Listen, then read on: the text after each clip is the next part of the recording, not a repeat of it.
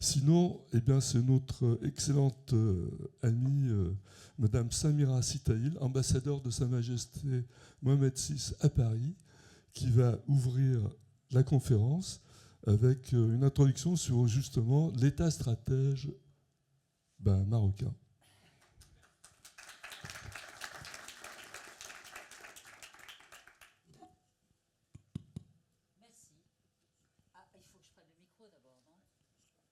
Il faudrait que je prenne le micro quand même. À un moment donné, j'ai oublié comment on prenait le micro. Alors écoutez, je suis bien évidemment ravie d'être ici, ravie d'être parmi vous à l'occasion de cette 20e conférence des ambassadeurs de Paris. On dit la CAP 20, c'est ça, hein, Alfred? Ravie d'y être à l'invitation d'Alfred justement et d'y retrouver toutes ces personnalités africaines, ces visages amis, et retrouver aussi des frères ambassadeurs que je salue bien et qui sont ici parmi nous. Et si nous sommes réunis, c'est pour essayer peut-être de mieux comprendre le Maroc, son itinéraire, sa trajectoire. La trajectoire d'un État qui, depuis l'accession à l'indépendance, son accession à l'indépendance, s'affirme comme une puissance stratégique à part entière. Alors, à l'heure où nous célébrons le 50e anniversaire de la Marche verte et les décennies écoulées depuis l'indépendance, le Maroc apparaît dans toute la clarté de son destin comme un État stratège, maître de ses choix, fidèle à ses principes et capable, dans un monde pour le moins troublé, de discerner les menaces sans jamais renoncer aux opportunités. Un État qui ne subit pas l'histoire, mais qui entend participer au fait qu'elle puisse être façonnée. Les développements qui marquent cette fin d'année en sont la preuve éclatante. Ils disent la vision d'un roi, ils disent la maturité d'un pays, ils disent également la constance d'une action qui s'inscrit dans le temps long. Il y a 50 ans, la Marche verte fut l'un des moments où un peuple tout entier se lève et choisit son avenir, tout simplement. Un moment où la foi collective, l'unité nationale et la discipline pacifique deviennent des forces historiques. Il marchait sans armes, mais avec une certitude, que la légitimité, lorsqu'elle est enracinée dans la justice et dans l'histoire, n'a pas besoin de violence pour s'affirmer. Cet esprit, celui de la Marche verte, n'appartient pas au passé. Il irrigue aujourd'hui encore l'histoire de notre pays, l'histoire de ce royaume singulier. Il irrigue aujourd'hui encore notre diplomatie, notre façon de concevoir la paix, notre manière de dialoguer avec le monde sans jamais abdiquer notre souveraineté. Et voici que cette année, un écho tout à fait particulier se fait entendre. La commémoration de la Marche verte, donc, elle coïncide presque jour pour jour avec l'adoption, le 31 octobre dernier, par le Conseil de sécurité de la résolution 2797 sur le Sahara marocain. Ainsi va l'histoire et parfois, elle choisit son heure et se révèle d'elle-même. Alors, encore une fois, 50 ans après la Marche verte, le Conseil de sécurité des Nations Unies a consacré une vérité devenue évidente pour quiconque respecte le droit et regarde les faits, celle d'un Sahara marocain stable, prospère et résolument orienté vers l'avenir. Comme l'a dit Sa Majesté le roi Mohamed VI dans sa prise de parole le soir même de l'adoption de cette résolution, un nouveau chapitre dans le processus de consécration de la marocanité du Sahara destiné à clore définitivement le dossier de ce conflit artificiel par une solution consensuelle fondée sur l'initiative d'autonomie. Fin de citation. Le vote du Conseil de sécurité des Nations Unies n'invente absolument rien. Il reconnaît l'œuvre patiente, l'œuvre méthodique, l'œuvre visionnaire du Maroc depuis un demi-siècle. Il acte les fruits d'une stratégie qui ne sépare pas la souveraineté du développement et qui voit dans ces provinces du Sud non pas un périmètre contesté, mais un carrefour africain. C'est la reconnaissance de l'engagement personnel d'un chef d'État, Sa Majesté le roi Mohammed VI, et d'une œuvre de développement qui, dans nos provinces du Sud, a transformé ce qui était une promesse en un modèle, un territoire dynamique, ouvert et connectant l'Afrique au reste du monde. Car telle est la vision du Maroc s'il devait y en avoir une. C'est un pays qui avance sans arrogance aucune, avec constance, un pays qui croit au progrès, à la dignité humaine, au dialogue entre les nations, un pays qui, fidèle à lui-même, refuse de céder aux résignations de notre époque. Et parce qu'il y aura un avant et un après 31 octobre 2025, cette date deviendra désormais une fête nationale. Sa Majesté le roi lui a donné un nom, Eid el-Wahda, la fête de l'unité. Tout est dit.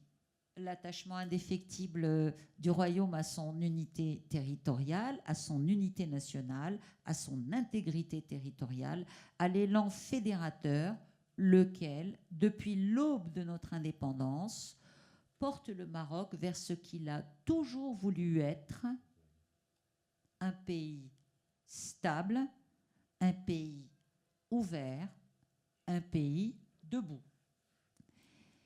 Excellence, mesdames et messieurs, le Maroc n'est pas un pays qui avance seul ou qui a l'ambition d'avancer seul. Sa stratégie n'est pas une stratégie de survie, mais une stratégie d'élévation.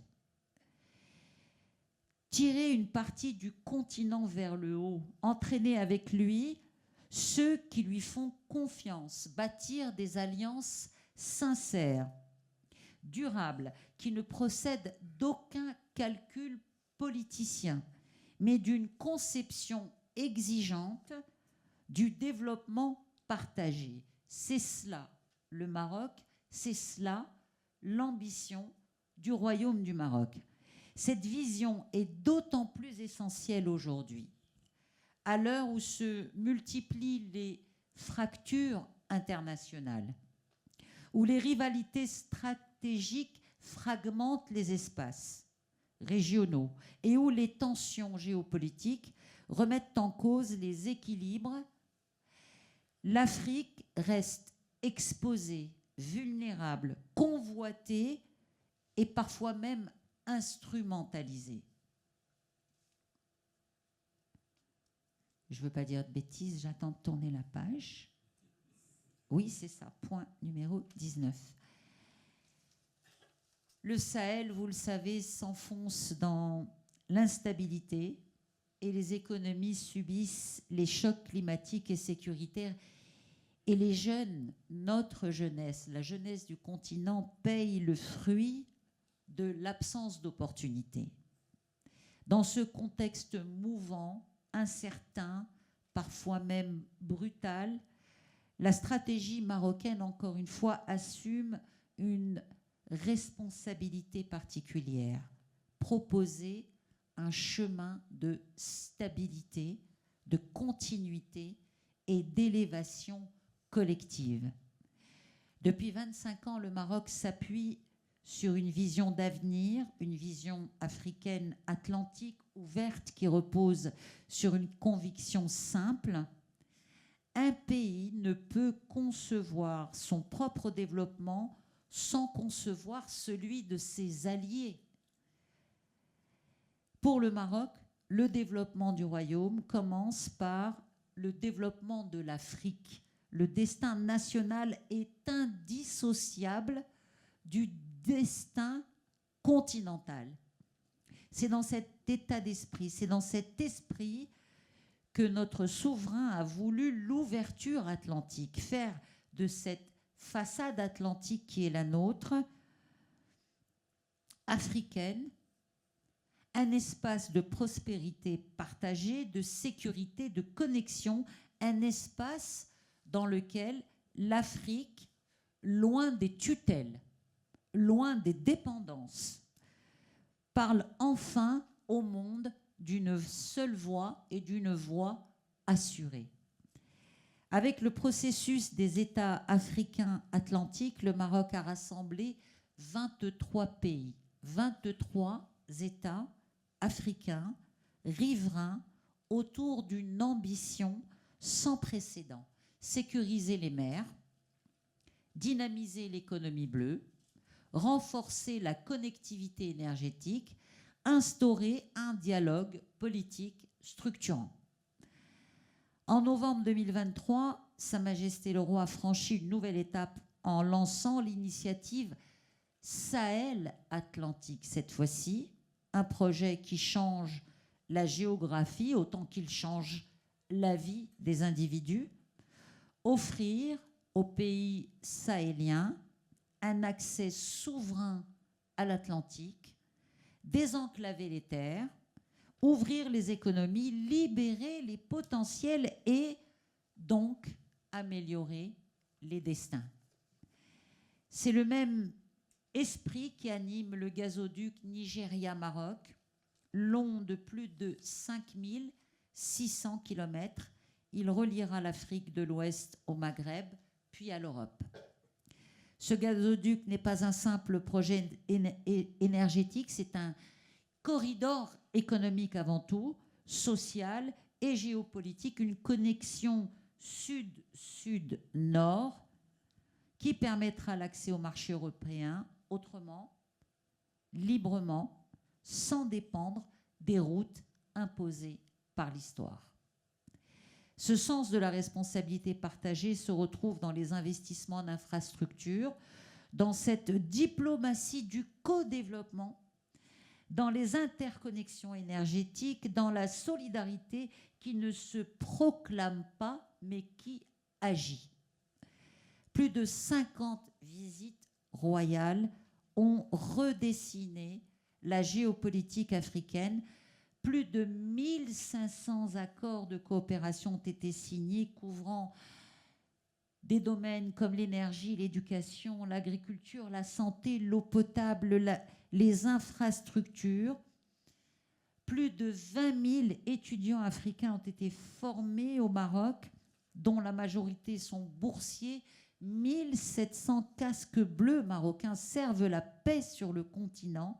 Des banques marocaines, vous en parliez tout à l'heure, sont aujourd'hui présentes dans plus d'une trentaine de pays sur ce même continent et comptent parmi les acteurs majeurs de la finance africaine.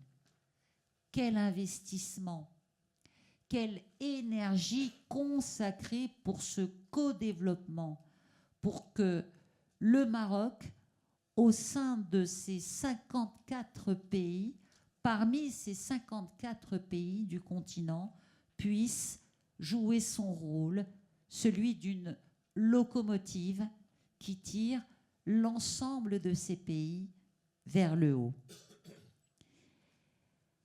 Tout cela procède d'un même choix, d'une même fidélité à une idée de l'Afrique. L'idée que l'Afrique doit être debout, jamais à genoux.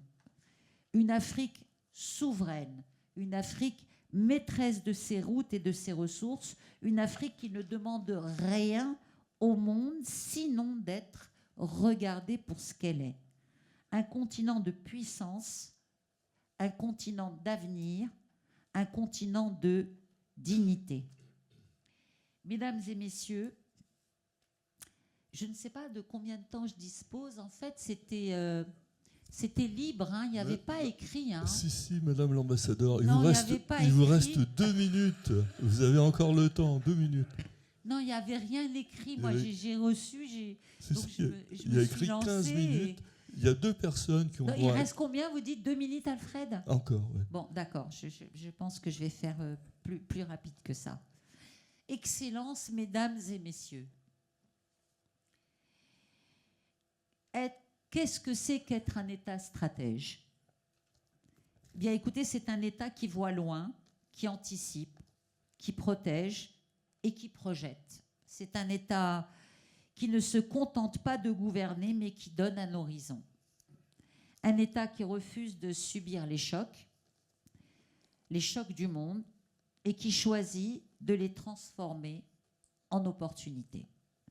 Être un État stratège, c'est bâtir une économie qui puisse être capable de résister aux crises. C'est garantir la sécurité énergétique sans dépendance excessive.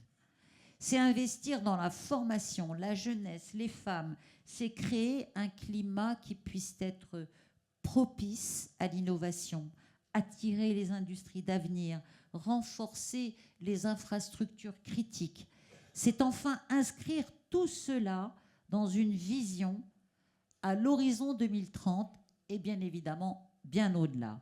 Et si le Maroc peut aujourd'hui entraîner l'Afrique, s'il peut partager une méthode, c'est parce qu'il l'a éprouvée d'abord chez lui.